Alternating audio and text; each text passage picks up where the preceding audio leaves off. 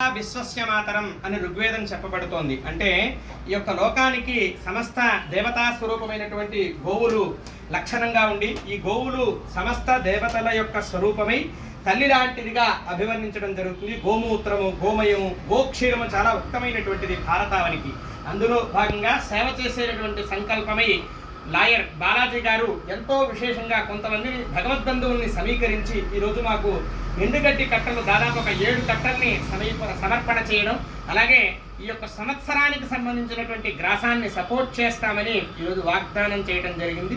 ప్రతిరోజు కూడా గోవులకు కావలసినటువంటి గోమయము, సంబంధితమైనటువంటి శుభ్రమైనటువంటి సేవలతో పాటుగా గ్రాసానికి కావలసినటువంటి చక్కటి తవుడు, అలాగే మిక్చరు ఇత్యాదుల యొక్క సేవ చేస్తామని మాకు చెప్పడం జరిగింది. చాలా సంతోషిస్తూ గోమాతల యొక్క సాక్షిగా విశేషమైనటువంటి ఆశీర్వచనాన్ని మీ అందరికీ కూడా అందిస్తూ ఉన్నాం.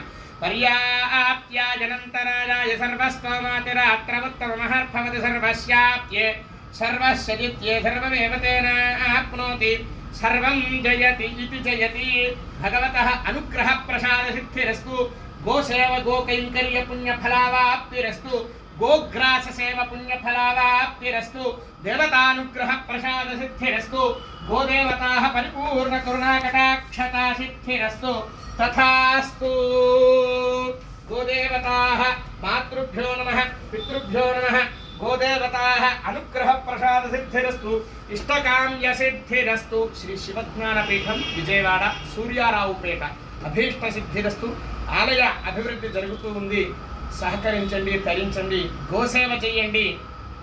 జన్మజన్మల పుణ్యఫలాన్ని పొందుదాం. మహాపాతకాలని నివారించుకుందాం. శివోహం. అభీష్ట సిద్ధిరస్తు.